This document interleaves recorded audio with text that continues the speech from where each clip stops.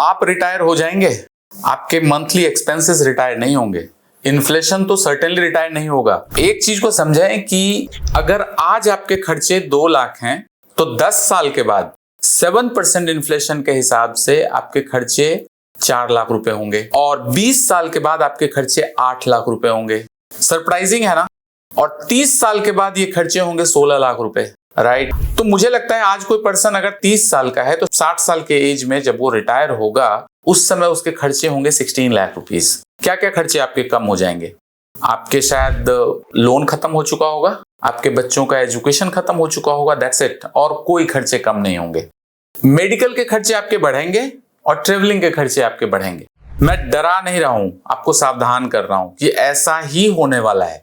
तो आपको पैसे तो बहुत बचाने पड़ेंगे, right? You have to save a lot of money, right? Investing का रेसिपी जो है ना, ये बहुत सिंपल है। इसको कॉम्प्लिकेटेड करने की रिक्वायरमेंट बिल्कुल नहीं है।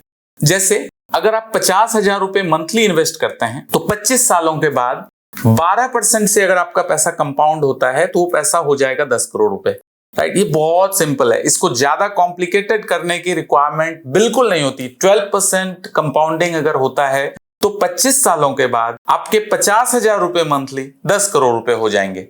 लेकिन सबसे बड़ा प्रॉब्लम क्या होगा पता है? सबसे बड़ा प्रॉब्लम यह होगा कि पहला करोड़ बनेगा 110 महीने में। मतलब 10 करोड़ में से पहला करोड़ आपका 110 महीने में, मतलब 10वें साल में बनेगा। लेकिन उसके बाद की सरप्राइजिंग बात क्या होती है कि उसके बाद का दूसरा करोड़ 52 महीने में आएगा, तीसरा करोड़ 34 महीने में आएगा, चौथा करोड़ 25 महीने में आएगा, पांचवा करोड़ 20 महीने में, फिर 17 महीने, फिर 14 महीने, फिर 13 महीने, फिर 11 महीने और फिर 10 महीने। तो क्या समझे? समझ में ये आता है कि पहला करोड़ बनाना सबसे टफ होगा। जिस दिन आपका पहला करोड़ बन गया उसके बाद अगला करोड़ सिर्फ 52 महीने में बनेगा। यही है पावर ऑफ कंपाउंडिंग। सच बात यह है कि यह समझ में तब आता है जब आपके बाल सफेद हो जाते हैं। Thank you very much.